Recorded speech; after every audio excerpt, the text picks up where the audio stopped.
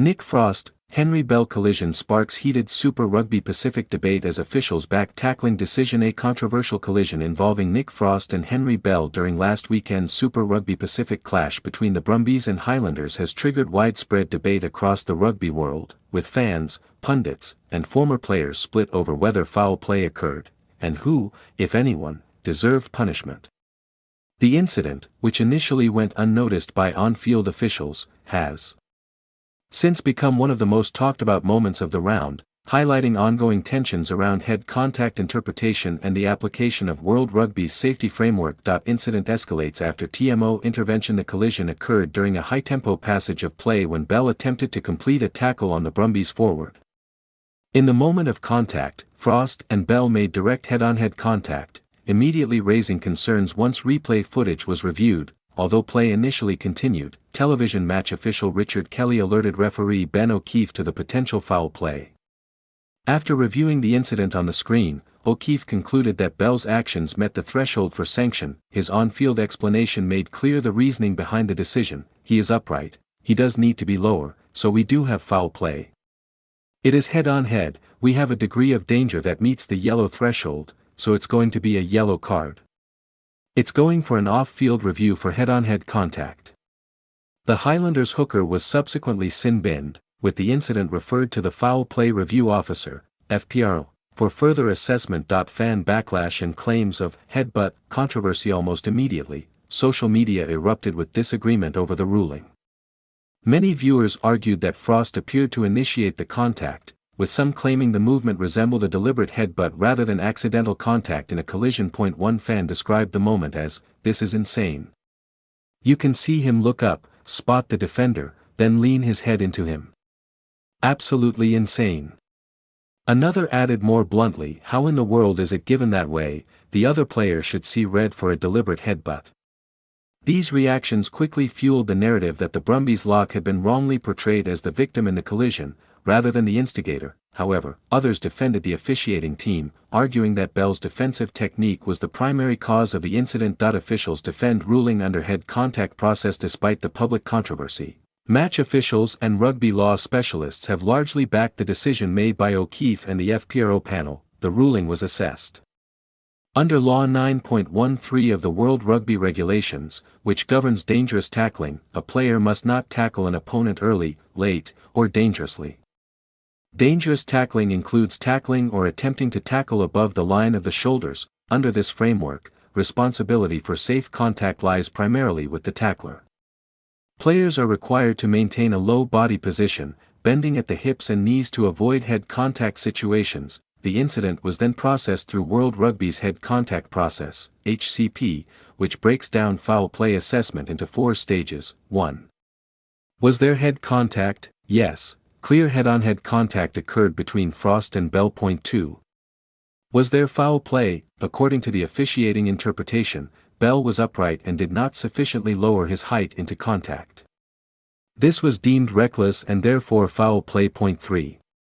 What was the degree of danger? Direct head-to-head contact is automatically classified as high danger. This placed the incident at a minimum yellow card threshold. At this stage, under standard HCP guidelines, the action could even have escalated toward a red card consideration. 4. Was there mitigation? Mitigation was applied due to Frost's sudden change in height and movement immediately before impact. This adjustment reduced the severity classification, ultimately keeping the sanction at yellow. The final decision from the FPRO was to uphold the yellow card rather than upgrade it to red. Why Frost was not sanctioned? Much of the public debate centered on whether Frost himself had committed foul play by allegedly leading with the head into contact. However, multiple officiating interpretations concluded that Frost's body movement was consistent with a ball carrier attempting to protect himself in contact. His lowering posture, while visually appearing unusual due to his height and frame, was not deemed to be an illegal action under current laws. 1 Analysis suggested that Frost's movement was more likely an attempt to avoid direct face contact with the tackler, rather than a deliberate act of aggression. Because of this, officials determined that the primary fault lay with the tackler's failure to adopt a safe height, rather than any intentional action by the ball carrier. Expert analysis Supports referee interpretation. Former players and analysts have also weighed in to support the officiating outcome. Ex-All Blacks scrum half Bryn Hall argued that modern players are fully aware of their responsibility in contact situations. You've got to be able to drop your body height. If you don't show any form of dip, you just know that your body height has to be dipping. His view reflects a growing consensus that tackling technique is the decisive factor in most head contact incidents, rather than perceived intent from the ball carrier. Similarly, former All Blacks hooker James Parsons offered a technical breakdown, noting that Frost's physical stature contributed to the visual perception of a headbutt motion. He's a big man, so him dropping his height compared to someone smaller looks more protruding. But the defender doesn't need to put himself in that position.